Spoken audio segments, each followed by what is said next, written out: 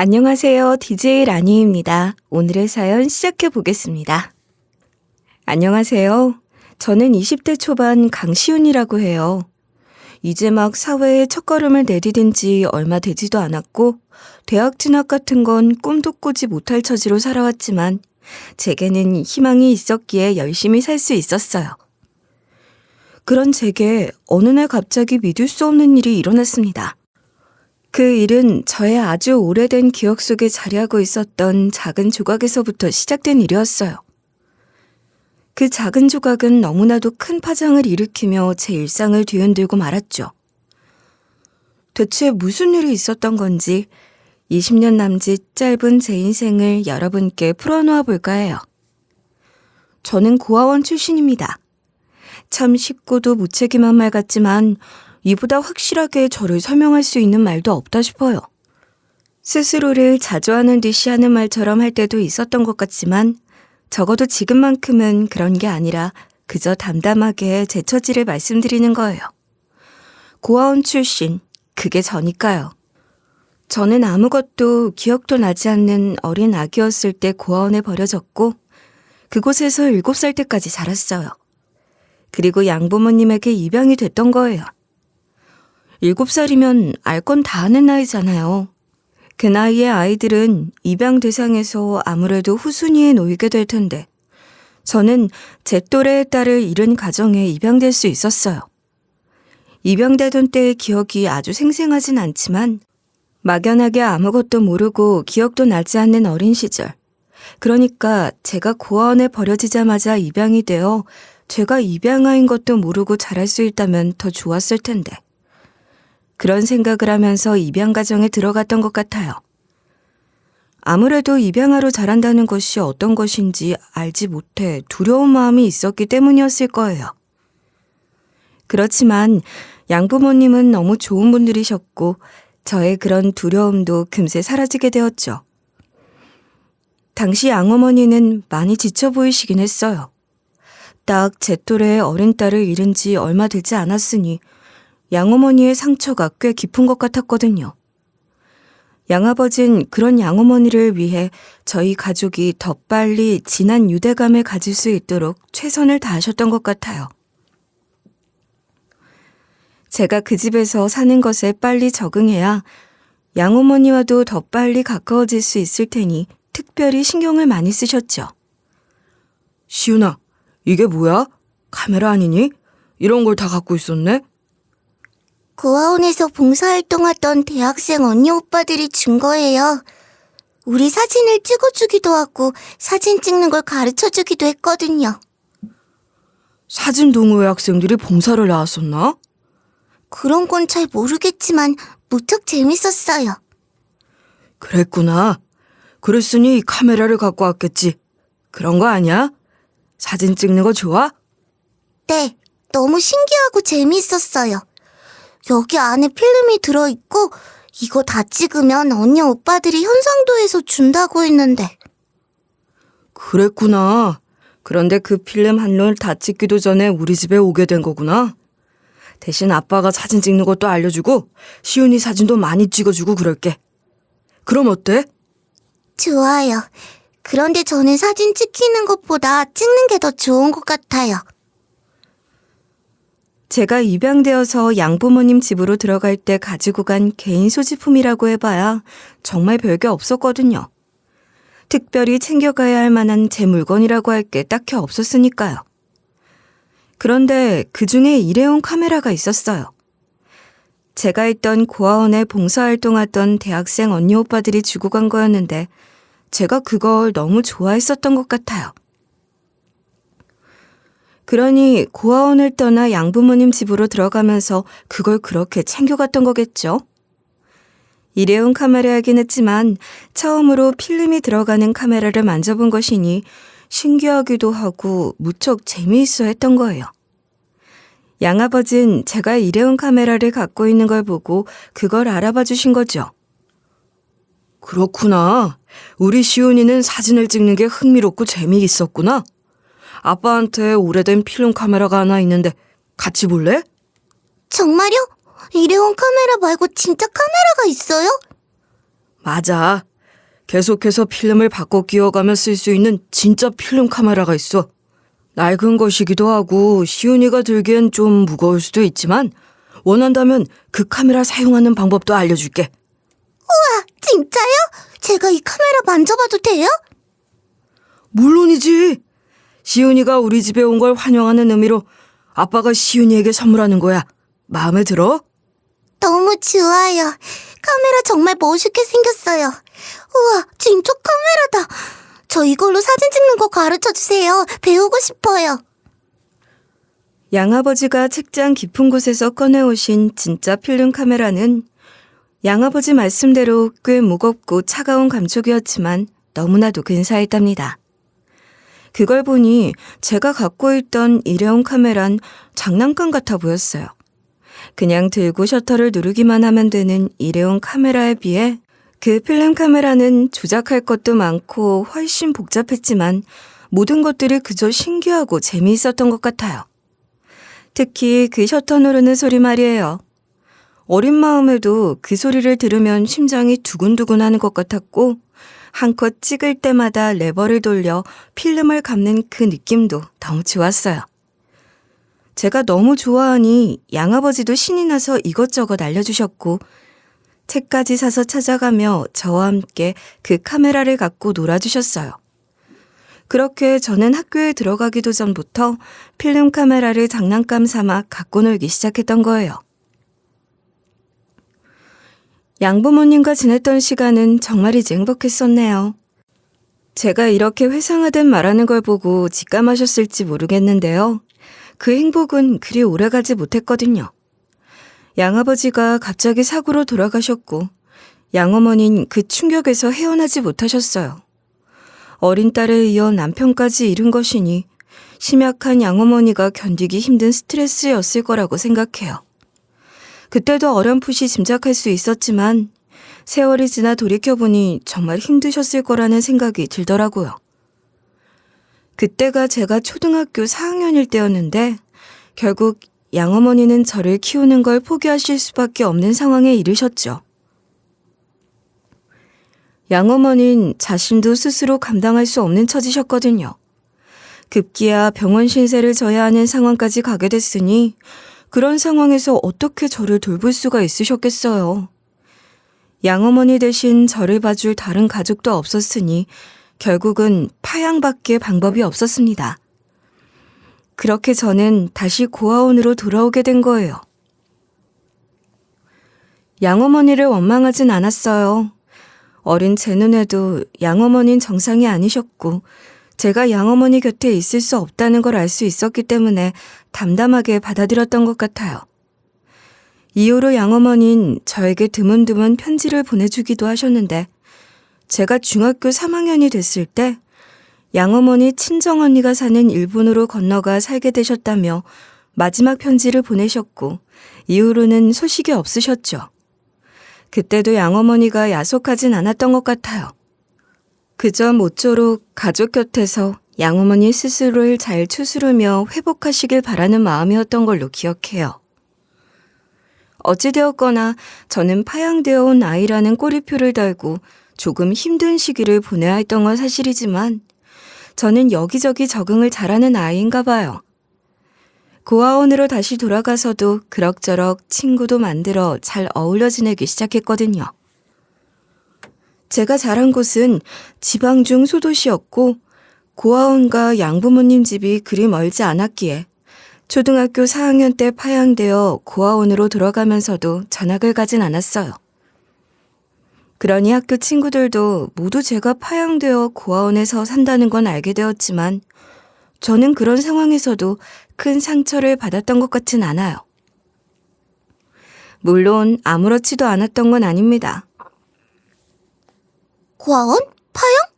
우리 엄마한테 물어보니까 파양이라는 건 입양됐다가 양부모에게 버려져서 다시 고아원으로 돌아가는 거라며? 너 입양아였니? 그러게, 우린 전혀 몰랐잖아. 그동안 네가 입양아라는 거 우리한테 속이고 있었던 거야? 거짓말쟁이잖아. 그래, 난 입양된 아이였고 우리 부모님은 양부모님이셨어.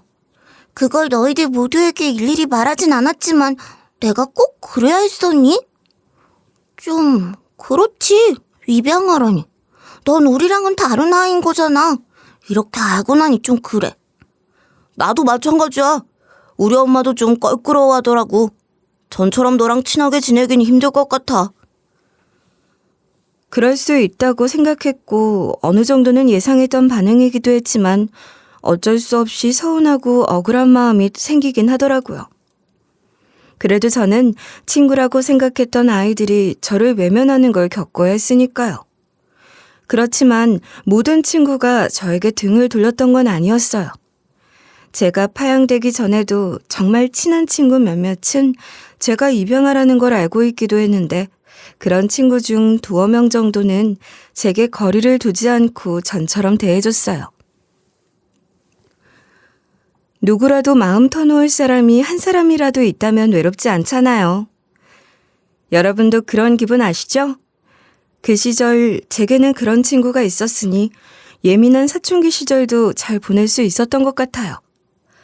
원래 낙천적이고 긍정적인 생각을 하는 편이라 그런 제 성향이 한몫한 것도 있었겠지만 어찌되었거나 저는 자칫 우중충하게 저만의 동굴을 파고 들어갈 수도 있었던 위험한 시기를 다행히도 잘 보낼 수 있었습니다. 제가 사춘기를 잘 보낼 수 있었던 이유로 제 성향과 친구를 꼽았는데요. 친구만큼이나 소중한 것이 제게는 하나 더 있었어요. 그게 뭔지 짐작이 가시나요? 네, 그건 바로 카메라였어요. 제가 입양되어 가자마자 양아버지가 꺼내주신 그 필름 카메라요. 저는 그 카메라를 제 손에 받은 이후로 매일매일 그 카메라를 갖고 놀았고 파양될 때도 그 카메라를 가져왔었죠. 입양되어 양부모님 집에 들어갈 때도 일회용 카메라를 갖고 갔었는데 파양되어 고아원에 돌아올 때도 필름 카메라 하나를 갖고 온 셈이에요. 오래된 구식 필름 카메라였지만 저는 그 카메라로 사진을 찍는 게 너무 좋았어요. 원래 필름 카메라라는 게 오래되어야 제맛이다 하면서 말이에요. 한때 장롱 카메라라고 하면서 옛날에 부모님이 쓰시던 오래된 필름 카메라들을 다시 꺼내 쓰는 게 선풍적인 인기를 누렸던 시절도 있었다고 하던데 그런 이야기를 듣는 것도 재밌었고 무엇보다 카메라를 만지작거리는 그 자체가 참 좋았어요. 학교에서도 늘 카메라를 가지고 다녔고 고아원에서도 저는 거의 항상 카메라를 손에 지니고 있었던 것 같아요. 그렇게 카메라를 손에서 떨어뜨리지 않으며 일상 속에서 사진을 찍곤 했죠.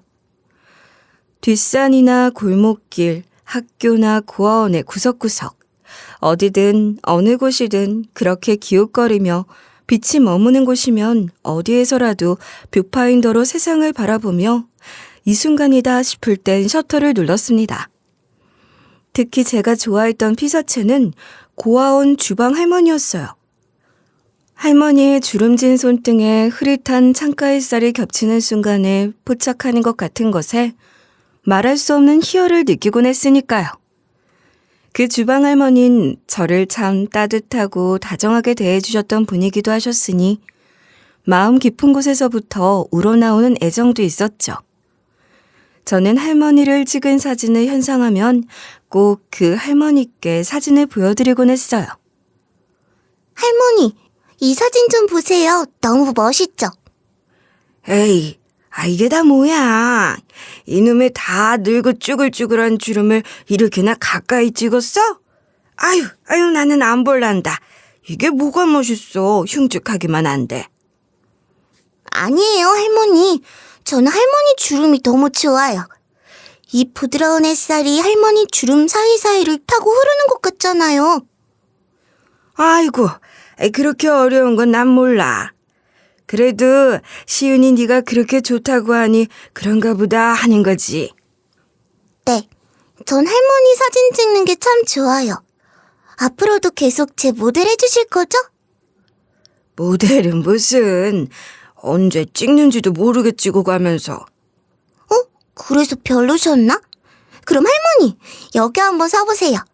마침 햇살이 그리 강하지도 않으니 할머니 인물 사진 찍기 좋을 것 같아요. 여기 서서 제 카메라 쳐다봐 주세요. 아셨죠? 아유, 쑥스러워서 싫어. 나 이런 거 못해. 그냥 차라리 앞으로도 몰래 찍어다오. 그게 더 낫겠어. 할머니는 소녀처럼 부끄러워하셨지만 그래도 제가 사진을 잘 찍을 수 있게 포즈를 잡아주시더라고요.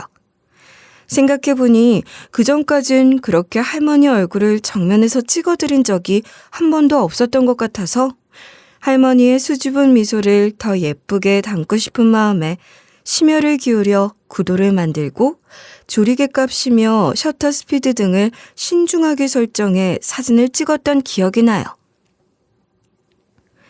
그렇게 일상처럼 찍은 사진들 중에서 마음에 드는 사진을 골라 아마추어 공모전 같은 데 출품을 하기도 했었답니다.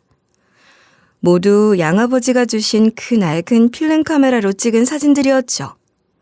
고등학교 때는 더러 입상도 하고 그랬어요.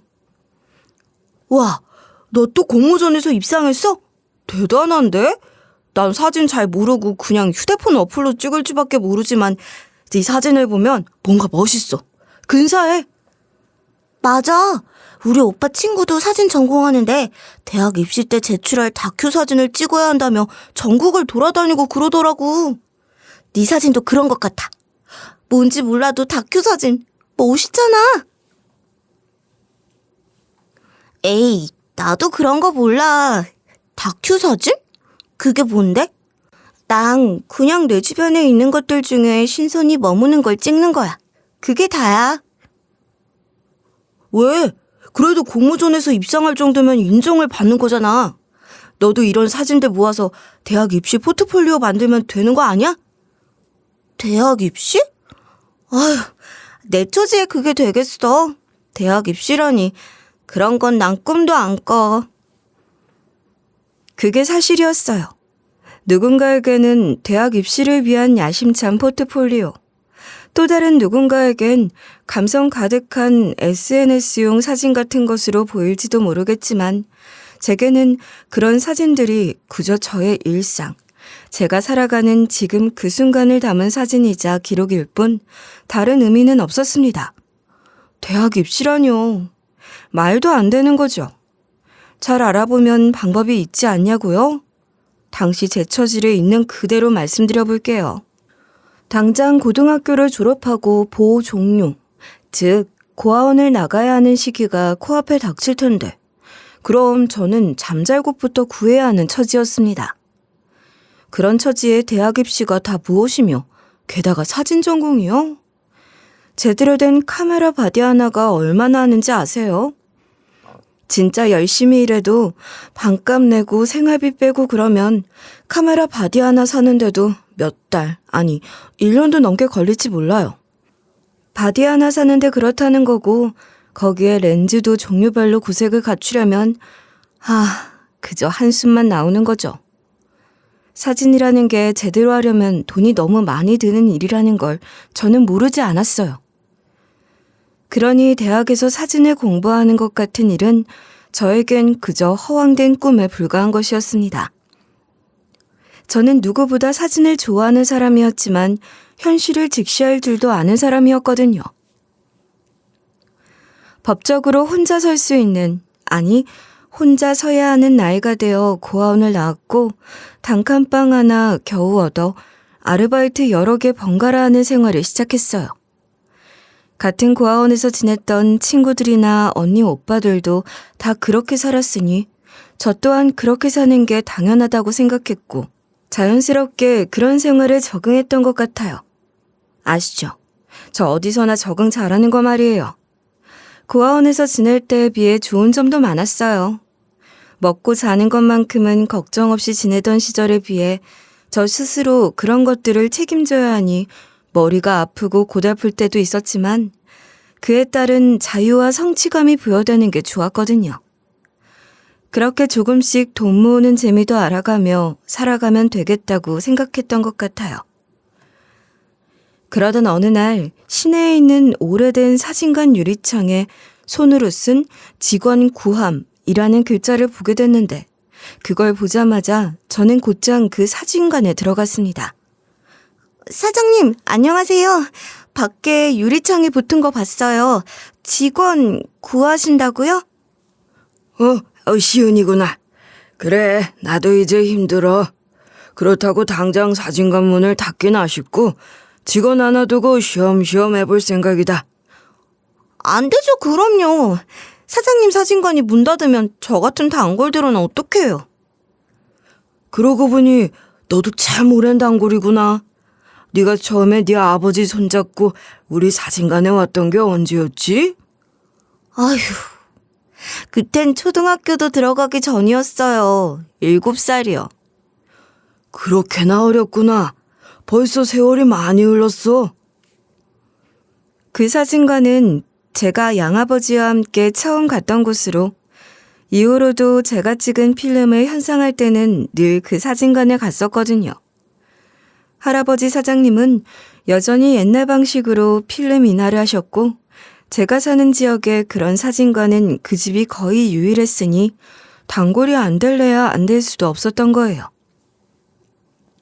사진관 문 닫으면 절대 안 돼요? 그럼 저희는 사진 현상하러 다른 지역 사진관 찾아다녀야 할거려?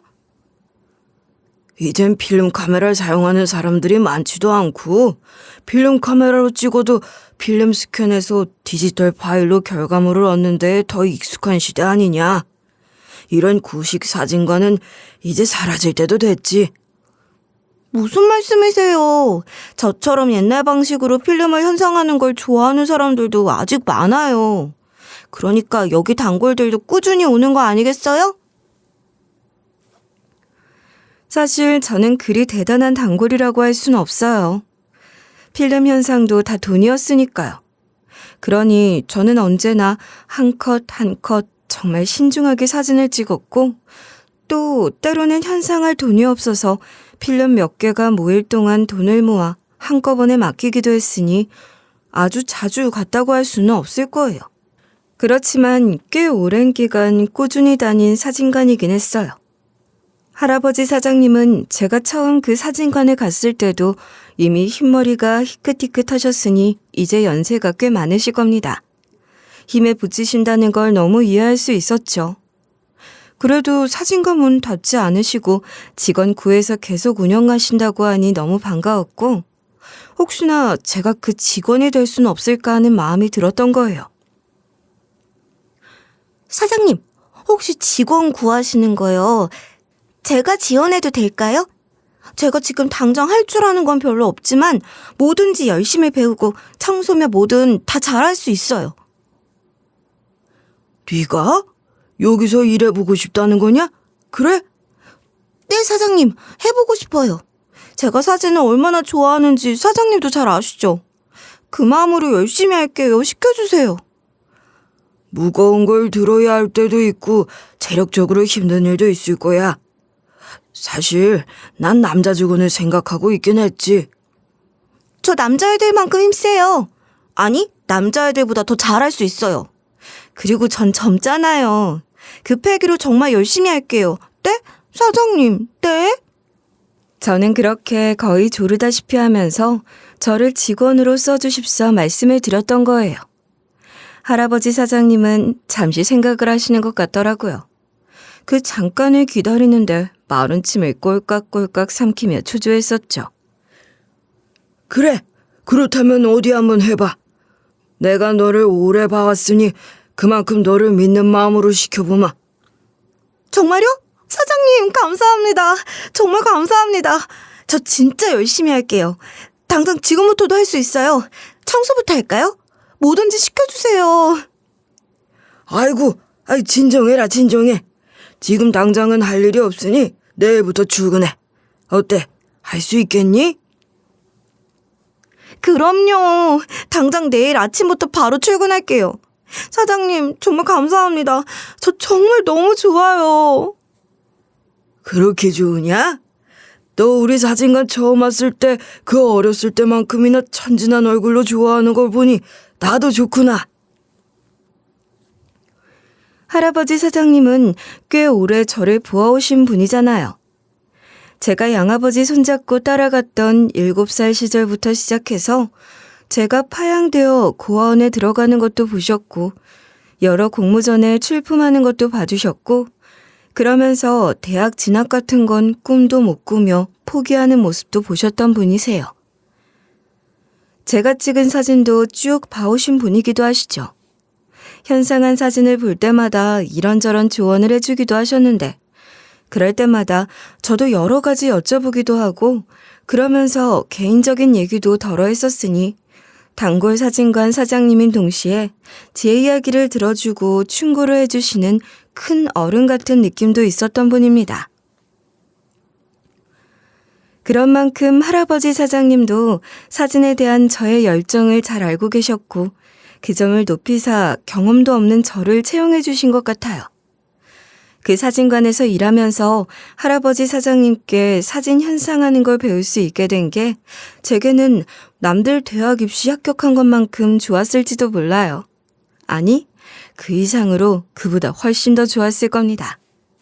그렇게 날아갈 듯한 마음으로 사진관에서 일하게 됐고, 매일 아침 그곳으로 출근할 수 있다는 게 너무 좋았어요. 또한 아직도 필름 카메라를 만지고 찍은 필름을 맡기러 오는 단골들이 꾸준히 있다는 것에 새삼 놀라기도 하고 감사하기도 했던 것 같아요. 제가 사진을 좋아한다곤 하지만 따지고 보면 10년 넘게 낡은 필름 카메라 하나를 갖고 이리저리 만져본 게 전부잖아요. 사진관의 유리 진열장에는 제가 가진 필름 카메라보다 훨씬 더 오래된 것 같은 필름 카메라들도 여럿 있었고, 꽤 비싸 보이는, 또 실제로도 비싼 필름 카메라들도 덜어 있었어요. 카메라들이 쭉 늘어선 그 풍경을 바라보기만 해도 너무 뿌듯하고 좋았답니다. 할아버지 사장님은 사진관 한 구석에 있는 작은 테이블을 저에게 내어주시며 말씀하셨어요. 하루 종일 카운터를 지키고 서 있지 않아도 되니까 손님 없을 때는 여기 앉아서 카메라도 다양하게 만져보고 그래도 돼. 정말요? 여기 있는 카메라 제가 만져봐도 돼요? 그럼 얼마든지 만져도 돼. 되게 비싼 카메라가 뭔지 알려주세요. 그런 건 안 만질래요. 무서워서 못 건드릴 것 같아요. 무서울 게 뭐가 있어? 카메라는 그리 쉽게 고장나거나 망가지는 물건이 아니야. 그리고 잘못 만져보기도 하고 그러면서 배우는 거지. 자꾸 만져봐야 해. 그거보다 좋은 방법은 없지. 그 말씀이 얼마나 든든했는지 몰라요. 할아버지 사장님은 그렇게 제가 부담을 갖지 않으면서 열정을 갖고 카메라를 다양하게 알아갈 수 있도록 배려해 주셨어요.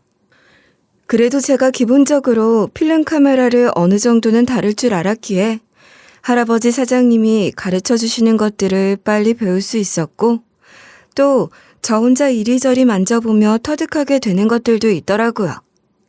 할아버지 사장님 말씀이 무슨 말씀이신지 알 것 같았어요.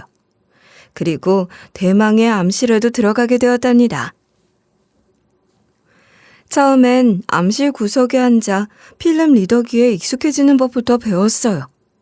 손가락 끝으로 네거티브를 조심스럽게 잡고 먼지를 날려보내며 작은 스크래치 하나도 허용하지 않으려고 심혈을 기울였죠. 그러는 과정에서 할아버지 사장님은 손을 곧잘 잡아주곤 하셨는데, 거칠고 두꺼운 할아버지 사장님의 손등을 보며 그 안에 담긴 수십 년의 기술과 경험이 새삼 더 대단하다고 느끼곤 했던 것 같아요. 이게 그냥 필름처럼 보이지? 아니야. 여기엔 셔터를 누른 사람의 감정이 다 담겨 있는 거야. 그러니까 필름을 절대로 함부로 만지면 안 돼. 사람 마음은 소중하게 다뤄야 하는 거 아니냐? 정말 좋은 말씀 같아요. 네, 사장님. 필름은 항상 소중하게 사람의 마음을 다루듯이 하겠습니다. 그래. 시은이 네가 사진에 진심이라는 건 내가 잘 알지. 그럼 현상액 배합부터 해볼까? 온도는 몇 도?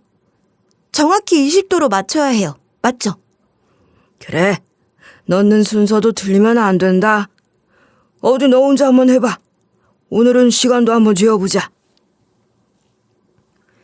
보물처럼 지니고 다니는 노트에 깨알처럼 적어놓은 현상액 배합 순서를 보며 신중하게 현상액을 만드는 것부터 최선과 마음을 다해야 한다는 걸 배웠어요. 물처럼 흐르는 시간 속에서 최대한 집중해서 실수 없이 신속하게 만드는 게 중요했죠. 여러 카메라를 만져볼 수 있는 건 제일 신나는 일이었습니다. 아무리 무거운 카메라여도 어깨에 힘을 주지 않고 들어올리는 법을 배웠고, 셔터의 떨림이 사진 전체에 어떤 감정을 입히는지, 빛을 반으로 쪼개는 조리개의 마법, 마음이 들뜬 날은 초점이 흐려질 수 있다는 것 같은 것들을 매일의 경험 속에서 조금씩 새롭게 체득해 나갔던 것 같아요. 카운터를 지키는 동안 다녀가는 손님들의 구성원은 다양했어요. 필름을 맡기러 오는 베테랑 단골들 외에도 여권 사진이나 증명사진 찍으러 오는 사람들도 있고, 요즘은 많이 찍진 않지만 아이들 데리고 가족사진 찍으러 오는 사람들, 또 연세 많은 부부, 혹은 부모님 모시고 영정사진 찍으러 오는 사람들까지 말이에요. 사진관에서 일하는 게 어느 정도 익숙해진 어느 날, 할아버지 사장님이 저에게 물으시더라고요. 시은아, 넌 왜 사진을 찍니? 글쎄요. 사라지는 게 많잖아요. 빛이든 시간이든 사람이든. 사진은 그런 것들을 잠깐이라도 붙잡아 둘 수 있는 게 좋아요. 그래서 찍는 것 같아요. 그 말이 참 좋구나. 사진 찍는 사람들은 다들 시인이야. 그 마음 변하지 마라. 사진 찍는 사람 중에 기술은 있어도 마음이 없는 사람도 많은데 그런 사진들은 다 공허할 뿐이지. 넌 그 마음으로 정말 좋은 사진을 찍을 수 있을 거야. 우와, 사장님 말씀이 더 좋은 거려? 감사합니다. 저 진짜 여기서 일하면서 사장님께 배우는 게 너무 좋아요. 필름을 받고 수세와 건조를 반복하고 한 장 한 장 사진을 확인하는 사진관에서의 일상 속에 저는 매일 배우고 또 배웠어요. 할아버지 사장님은 사진 찍는 사람들은 다 시인이라고 하셨는데, 사장님은 시인에다 철학자 같기도 하셨답니다. 학교에 다니는 것 이상으로 그 사진관에서 일하며 저는 살아있는 기술자로서의 사진을 익힐 수 있다는 게 너무 뿌듯했고 행복했습니다. 냉혹한 현실 앞에 버려지고 외면할 수밖에 없던 허황된 듯한 제 꿈이 그 오래된 사진관의 현상실에서 새롭게 살아나고 있는 것 같기도 했어요. 아직은 어쩌면 제 꿈을 어떻게든 이뤄갈 수 있지 않을까 하는 희망의 작은 씨앗 단계에 불과하지만, 그래도 매일 조금씩 나아가고 있다는 그 자체만으로도 행복했죠. 매일 손에 물기를 묻히며 빛을 인화하고 다른 사람들이 찍은 사진을 보고 할아버지 사장님의 경험을 통해 배우면서 언젠가는 제 이야기를 제 카메라로 담아 세상에 내놓을 날이 있지 않을까, 그런 꿈을 키워가고 있었습니다. 저희 사진관에는 거의 익숙한 사람들이 오시거든요. 필름을 맡기러 오는 단골들 뿐만 아니라 작은 도시인이 알고 지내는 낯익은 사람들이 많아요. 그런데 하루는 너무나도 낯선 손님을 맡게 된 거예요. 단골이 아니라서 낯설다는 게 아니라 저희 동네, 제가 사는 지역에선 쉽게 볼 수 없는 그런 분이셨죠. 뭐랄까? 한눈에도 기품이 느껴진다고 해야 할까요? 그런 귀부인이었어요. 제가 태어나서 귀부인이라는 말을 처음 써보는 것 같은데요. 정말이지 귀부인이란 표현이 딱 어울릴 것 같은 그런 분이셨어요. 다른 표현이 떠오르질 않네요. 그 귀부인은 중년 부인임에도 불구하고 이 세상 사람이 아닌 것처럼 눈이 부시고 하얀 피부를 갖고 있었는데, 수행비서처럼 보이는 사람까지 대동하고 저희 사진관으로 들어오시더라고요. 눈을 뗄 수 없는 아우라가 느껴졌어요. 어서 오세요. 뭘 도와드릴까요? 사진 현상하시려고요? 네, 안녕하세요. 필름을 현상하려는 건 아니고. 역시 이 지역 분 아니시죠? 서울 분이신가 봐요? 아, 네, 맞아요. 근처에 일이 있어서 내려왔다가 사진관이 보이길래 들어왔거든요. 잘 오셨어요. 저희 지역에서 필름 현상을 할 수 있는 유일한 사진관이기도 하고 역사와 전통이 빛나는 곳이랍니다. 아직 안 나오셨지만 저 말고 경험 많은 사장님이 따로 계세요. 그러니까 뭐든지 믿고 맡기셔도 됩니다. 그렇군요. 아가씨가 아주 친절하네요. 고마워요. 그럼 그렇지. 역시나 그 귀부인은 서울 사람이었어요. 저도 모르게 너스레를 좀 떨었는데 그런 저를 좋게 봐주신 건지 엷은 미소를 띠는 모습이 어쩜 그렇게 우아하던지요. 그런데 필름 맡기실 거냐 해도 그건 아니라고 하고 뒷말을 흐리시더니 뭐 때문에 사진관에 온 건지 용건을 선뜻 꺼내놓지 못하고 어쩐지 좀 머뭇거리듯 뜸을 들이시는 것 같더라고요. 무슨 사연이 있는 건 아닌가 싶은 생각마저 들었는데 아니나 다를까 조금 의외의 말을 하셨어요. 저 죽은 우리 딸 영정 사진을 인화하고 싶어요. 그러니까 최고로 좋은 것으로 최고급으로 잘 뽑아주세요. 아, 네. 필름 현상은 아니라고 하셨는데 그러니까 필름은 안 가지고 계신 거죠? 아휴, 죽은 딸 영정 사진이라뇨. 그 말을 듣는데 머리가 멍해져서 뭐라고 해야 할지 모르겠는 거예요. 상가 고인의 명복을 빈다거나 상심이 크시겠다거나 그런 위로의 말씀부터 전해야 했던 건지도 모르겠지만 제가 뭐라고 그런 말을 하나 싶기도 하고 뭔가 너무 어려웠던 것 같아요. 결국 고장난 듯 버벅거리며 사무적인 말밖에 못했는데 그게 너무 죄송하다 느껴졌어요. 너무나도 우아한 말투로 그렇게 슬프고 애잔한 표정을 지으시는 걸 보니 더 그랬죠. 맞아요.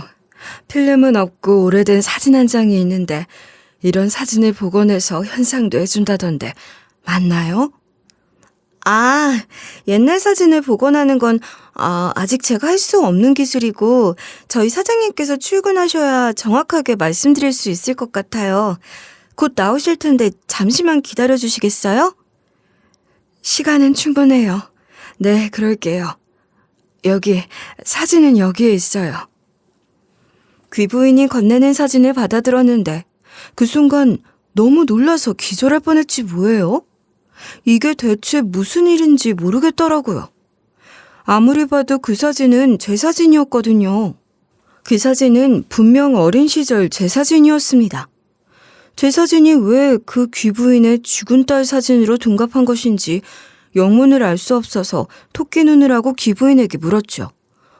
이건 제 사진이에요. 제 어릴 적 사진이라고요. 어떻게 제 사진을 갖고 있으신 거죠? 아니, 그보다 이게 죽은 딸의 사진이라뇨. 그게 대체 무슨 말씀이세요? 뭐라고요? 이건 제 딸 사진인데 이게 아가씨 사진이라고요? 귀부인은 간신히 대꾸를 하고는 다리에 힘이 풀리는 듯 쓰러질 뻔했고 옆에 있던 수행비서가 겨우 부축해서 사진관 소파에 앉히더라고요. 이게 도대체 어떻게 된 상황일까요? 저 또한 그 귀부인처럼 쓰러지기 일보 직전이었어요. 멀쩡하게 살아있는 제 사진을 두고 죽은 자기 딸 사진이라고 하는데 그걸 어떻게 받아들여야 하냔 말입니다.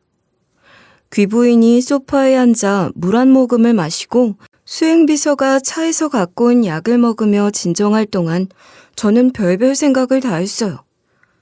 저는 낳아주신 부모님을 모르는 채 버려진 고아잖아요. 그렇다면 무슨 숨겨진 출생의 비밀 같은 것이 있는 걸까 싶기도 하고 정말 복잡했어요. 그런 생각이 드는 게 당연하지 않나요? 그 귀부인이 저를 낳아주신 분인 걸까? 그런 생각에 유심히 귀부인의 이목구비를 뜯어보기도 했던 것 같아요. 그러는 동안 귀부인은 마음을 좀 추스르셨는지 저를 보고 말씀을 하시더군요. 그럴 리가 없어요. 이건 우리 딸 사진인데 얼마 전에 하늘로 떠난 가엾은 우리 딸. 이 사진 직접 찍으신 거예요? 꽤 오래된 사진 같은데 얼마 전에 하늘로 떠났다면서 왜 이렇게 오래된 사진을 영정사진으로 쓰시려는 거예요? 저도 너무 혼란스러워요. 그건 우리 딸과 나는 아주 특별한 사이거든요. 난 우리 딸을 입양했어요. 입양이라는 말에 망치로 머리를 세게 얻어맞은 기분이 들었습니다. 입양이라는 말은 제게도 너무나 큰 의미가 있는 특별한 단어였으니까요. 귀부인은 그렇게 자기 딸 이야기를 하기 시작하셨어요. 그 죽은 딸은 초등학교 2학년 때 귀부인이 입양한 딸이라고 해요. 귀부인은 아이를 낳을 수 없는 몸이었는데 아이러니하게도 아이를 너무 좋아해서 고아원 봉사를 자주 다녔다고 하더라고요.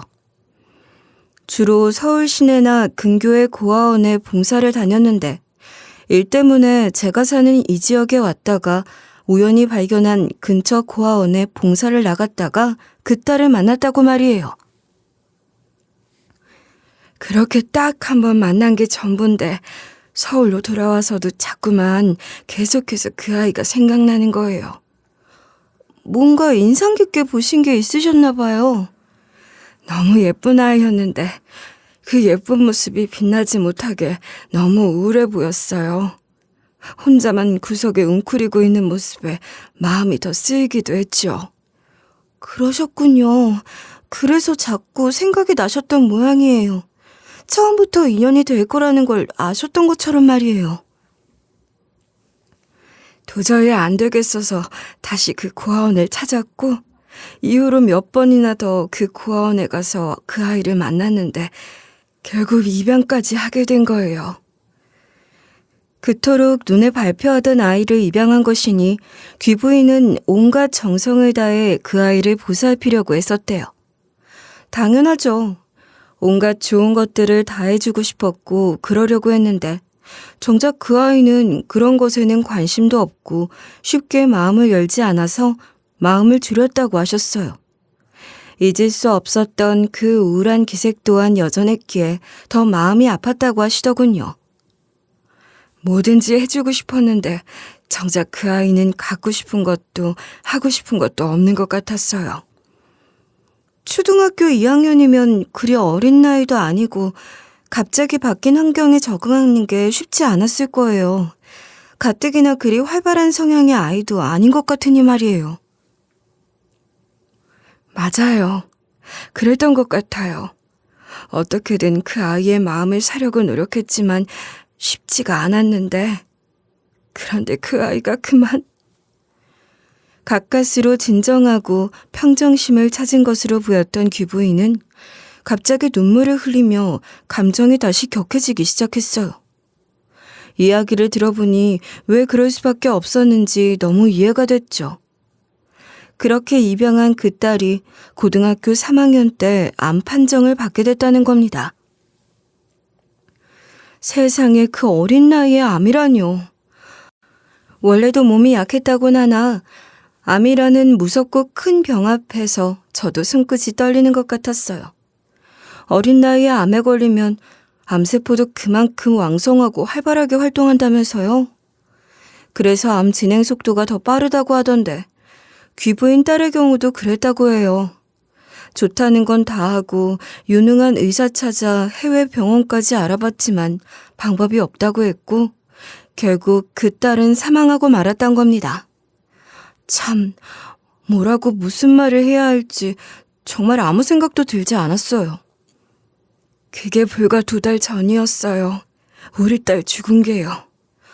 뭐라고 위로의 말씀을 드려야 할지 정말 힘드셨겠어요. 나야 뭐 죽은 딸이 불쌍해서 그 아이가 너무 불쌍한 거죠. 거기까지 말을 잇고 귀부인은 한참을 눈물을 흘리셨어요. 그리고는 드디어 그 영정사진에 대한 이야기를 시작하시더군요. 딸이 가망이 없다면서 마지막을 준비하라고 병원에서 그런 말을 듣고 나니 당장 영정사진으로 쓸 사진조차 없다는 걸 알게 됐어요. 네? 왜요? 그냥 평상시에 찍은 사진 중에 자연스러운 모습을 골라 영정사진으로 해도 되잖아요. 꼭 증명사진처럼 찍어놓은 사진이 아니더라도 말이에요. 그게 우리 딸이 사진 찍히는 걸 너무 싫어했거든요. 초등학교 2학년 때 데려와서 고등학교 졸업할 때까지 키웠는데 제대로 찍은 사진 한 장이 없었어요. 말도 안 돼요. 사진 찍히는 걸 그렇게 싫어했어요? 아무리 그래도 어떻게... 결국 병색 짙은 그 안쓰러운 얼굴로 그야말로 영정사진 같은 사진 한 장을 겨우 찍어서 그 사진으로 장례를 치렀는데 그 사진이 너무 마음이 아픈 거예요. 그러셨을 것 같아요. 어떤 마음인지 짐작이 돼요. 이제 겨우 20살 조금 더 먹은 제가 딸을 먼저 보낸 엄마의 마음을 알면 얼마나 알겠어요. 그렇지만 사진에 담긴 감정에 대해서라면 저도 조금은 알잖아요. 그렇게 아픈 모습으로 찍힌 딸의 영정사진을 보며 어떤 마음이 드셨을지 알 것 같더라고요. 사진 속에서만이라도 환하게 웃는 눈부신 딸의 모습을 보고 싶으셨을 것 같았어요. 정말 그랬어요. 근데 우리 딸이 입양되어 우리 집으로 올 때 갖고 온 사진 한 장이 있었거든요. 그게 바로 이 사진이에요. 네? 그러니까 초등학교 2학년이던 딸이 이 사진을 갖고 왔다는 말씀이시죠? 네, 무슨 귀한 보물이라도 되는 듯이 품고 있었으니 전 당연히 그 아이 사진인 줄 알았어요. 사실 장례 치를 때도 그 사진으로 영정사진을 하고 싶었는데 우리 딸이 그 사진을 품에서 떨어뜨리고 싶어 하지 않아서 그럴 수가 없었죠. 어릴 때부터 오래 앓다가 죽은 아이들의 경우 아프기 전 건강한 모습의 어린 시절 사진을 영정사진으로 하는 경우도 덜어 있다는 걸 알고 있었는데 그 귀부인도 그러고 싶으셨던 것 같았어요. 그 사진은 오래된 작은 사진이라 복구를 해야 영정사진으로 겨우 쓸 수 있는 수준이었는데 그걸 품에서 내려놓질 않으니 영정사진으로 만들 시간이 없었다는 게 무슨 말인지 바로 이해가 됐어요. 그렇게 장례를 치르고 나서야 딸이 품고 있던 그 사진으로 새로운 영정사진 액자를 만들고 싶었다는 거죠. 병색 짙은 아프고 슬픈 사진이 아니라 해맑게 웃고 있는 어린 시절 사진을 영정사진 액자로 만들어서 하늘나라에서는 그렇게 예쁘게 웃기만 바라는 마음을 전하고 싶었다는 겁니다. 그런 생각을 하다가 혹시나 싶어 그 아이를 입양한 고아원에 그 사진의 원본이 되는 필름이나 파일 같은 게 남아있진 않을까 하는 생각으로 그 고아원에 다녀오는 길이라고 하더라고요. 그 고아원이 어딘지 여러분들도 이미 짐작하고 계시죠? 네, 맞아요. 제가 자란 바로 그 고아원이었어요. 저 그 고아원이요. 사실 저도 그 고아원에서 자랐어요. 그리고 그 아이, 입양하셨다는 그 아이도 누군지 알 것 같아요. 뭐라고요? 정말이에요? 우리 딸을 알아요? 그래요? 네, 제가 7살쯤에 양부모님 댁에 입양됐었는데 그 바로 직전까지도 저와 단짝으로 지냈던 아이예요. 그 아이가 맞는 것 같아요. 세상에 이럴 수가. 그러고 보니 우리 딸과 비슷한 나이인 것 같네요. 그러니까 우리 딸이 가져온 사진이 자기 사진이 아니라 아가씨 사진이었던 거였어요. 그 아이는 조용하고 말수가 없는 아이였어요. 오랜 기억이 한순간에 번져오더라고요. 두루두루 모두와 다 친하게 지냈던 저와 달리 그 아이는 저 외에는 누구와도 가깝게 지내는 친구가 없었어요. 봉사활동 나온 대학생 언니 오빠들과 사진 찍는 놀이를 할 때도 그 아이는 제 옆에서 제 사진만 찍어주며 놀았었죠. 그러니까 그 아이가 품에 품고 있었던 그 사진은 그때 그 아이가 저를 찍어준 사진이었던 겁니다. 아마도 제가 입양되어 떠난 후 현상한 사진인 것 같았어요. 저는 그 사진을 본 적이 없었으니까요. 일회용 카메라로 찍은 그 사진을 그 아이는 대체 얼마나 소중하게 갖고 있었던 걸까요? 어렸을 때 그 아이와 저는 둘이 닮았다는 소리를 종종 듣기도 했었거든요.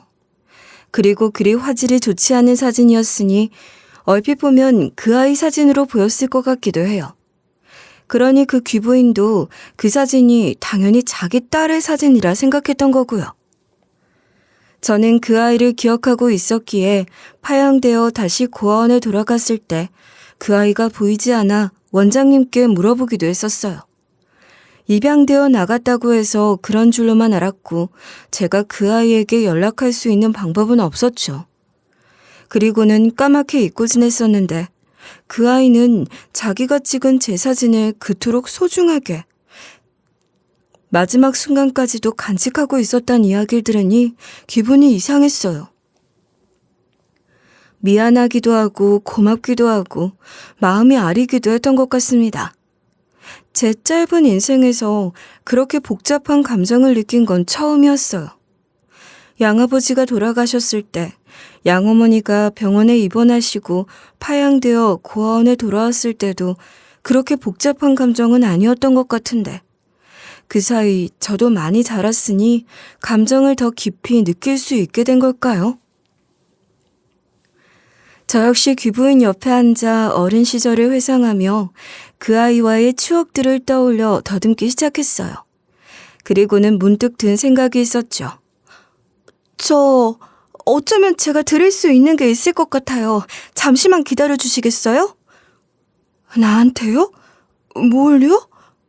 혹시 우리 딸에 관련된 물건인가요? 네, 제가 지금 집에 가서 얼른 찾아보고 올게요. 아마 갖고 있을 거예요. 제가 기억해낸 건 바로 제가 입양되어 갈 때 갖고 있었던 일회용 카메라였어요. 그 카메라 필름을 다 쓰고 양아버지와 함께 지금 제가 일하는 이 사진관에서 현상을 했었죠. 그게 제가 이 사진관에 처음 왔던 그날입니다. 그때 현상한 사진 가운데 제가 그 아이를 찍은 사진도 있었어요. 고아원에서 그 일회용 카메라를 갖고 놀 때 그 아이와 저는 서로의 사진을 찍어주며 정말 많이 웃었거든요. 말수만큼이나 웃음도 적었던 그 아이였지만 그날은 까르르 소리를 내어가며 참 많이 웃었던 것으로 기억해요.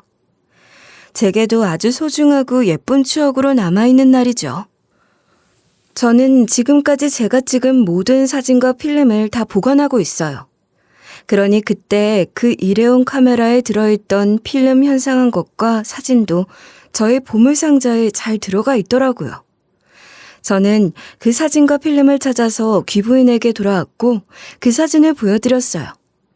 그 사진을 보고 귀부인은 오열했습니다. 어떻게 그러지 않을 수가 있겠습니까? 저도 그 사진을 찾았을 때 사진 속 그 아이의 미소를 보고 울컥해서 사진관까지 뛰어오는 동안 얼마나 울었는데요. 눈이 퉁퉁 부을 정도였어요. 맞아. 이 사진이 정말 진짜 우리 딸 사진이에요. 세상에, 어릴 때 사진에도 지금 얼굴이 다 들어있었구나. 우리 딸 이렇게 예쁘게 웃고 있었어. 갖고 계셨던 그 사진이랑 같은 날 찍은 거예요. 고아원에 봉사 나온 대학생 언니 오빠들이 사진 찍는 걸 가르쳐줘서 서로 그렇게 사진을 찍어주며 놀았거든요. 이렇게 잘 웃는 아이였나요? 사진에서 웃음소리가 들리는 것 같아요. 제가 기억하는 그 아이는 그렇게 잘 웃는 아이는 아니었어요. 말도 많이 안 하고. 보셨던 것처럼 어쩌면 조금은 우울한 기색이 있는 아이였던 게 맞아요. 그렇지만 이날은 정말 많이 웃었어요. 그랬어요. 그래서 이 사진을 그토록 소중하게 갖고 있었던 건가 봐요. 어린 시절 소중한 친구와의 추억, 웃음 가득했던 날의 기억으로 말이에요. 그 말을 듣는데 저도 또 한 번 울컥했어요. 그리고 귀부인께 말씀드렸죠. 이제 필름도 갖고 있으니 그걸로 그 아이의 영정사진을 잘 현상해 드리겠다고 말입니다. 어린 시절 모습이 다 비슷하지 뭐 하며 막연하게 제 사진을 그 아이의 사진이라 생각하고 있었던 귀부인은 진짜 그 아이의 사진을 보고 그 어린 시절의 모습에서 그 아이의 모습을 발견하며 무척이나 깊은 감정을 느끼시는 것 같았어요. 죽은 딸을 생각하며 한참 우시던 귀부인은 저에게 고맙다는 말을 셀 수 없이 여러 번 반복하시더니 제 후견인이 되고 싶다고 그 자리에서 그렇게 말씀하시더군요. 솔직히 혹할 수밖에 없는 말이었어요. 그랬죠. 어디 누가 나 좀 도와준다는 사람 없나. 막연히 그런 생각을 했던 때도 있었으니까요. 그렇지만 저는 정중히 그 제안을 사양하기로 했습니다. 저는 지금도 충분히 행복하고 희망을 갖고 살아가고 있으며 제 힘으로 제 미래를 그릴 수 있다고 생각해요. 이렇게 매일 조금씩 성장하는 것, 이렇게 얻는 살아있는 기술이 저만의 정체성을 만들어줄 거라고 생각합니다. 양부모와 살다가 파양된 경험이 저에게 큰 상처로 남은 것도 아니고 양어머니를 원망하지도 않지만 그때 제가 깨달은 게 있어요. 누군가에게 제 삶을 의지해서는 안 된다는 것, 바로 그거였어요. 제 삶은 제가 꾸려가야 한다는 걸 그 어린 나이에 이미 깨달았던 겁니다. 저는 그런 제 마음을 귀부인께 전했고 귀부인도 수긍하며 저를 더욱 응원하겠다고 하시더군요. 그날 이후로 귀부인은 제가 일하는 사진관으로 이것저것 뭘 자꾸 보내세요. 덕분에 할아버지 사장님이랑 맛있는 것, 좋은 것도 많이 먹고 좋긴 해요. 저는 그런 귀부인에게 제가 찍은 사진들과 편지를 간간히 보내고 있답니다. 어린 시절 그 아이와의 추억이 생각나는 게 있으면 그런 이야기도 적고 그 아이와 다니던 골목길 사진 같은 것도 찍어서 같이 보내면서 말이에요. 양어머니와 편지 주고받던 시절이 떠오르기도 해서 때로 묘한 감정이 솟구치기도 하는 것 같아요. 지금처럼 이렇게 서로에게 마음을 전하는 사이로 지내면 참 좋겠다 싶어요.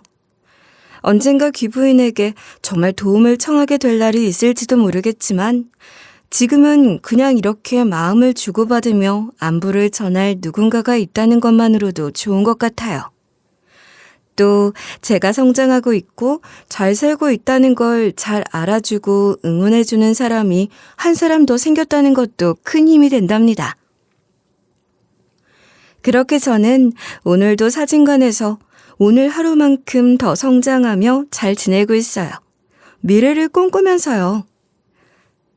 언젠가 여러분 앞에서도 제가 찍은 사진을 보여드릴 수 있는 날이 오면 좋겠네요. 작은 전시 같은 거라도 하게 되면 알려드리고 싶어요. 그런 날이 올 때까지 저 응원해 주실 거죠? 무슨 큰 대회에서 상을 받고 유명한 사진작가가 되고 싶은 욕심보다 진심이 담긴 사진, 사람들의 마음을 움직이는 사진을 찍고 싶다는 욕심이 생겨요. 그런 마음으로 계속 노력할 거예요. 응원해 주세요. 이렇게 끝까지 제 이야기를 할 수 있도록 해주신 것만으로도 벌써 큰 응원이 되고 있는 것 같아요. 정말 감사합니다. 사진작가 강시훈으로 여러분과 다시 만나고 싶어요.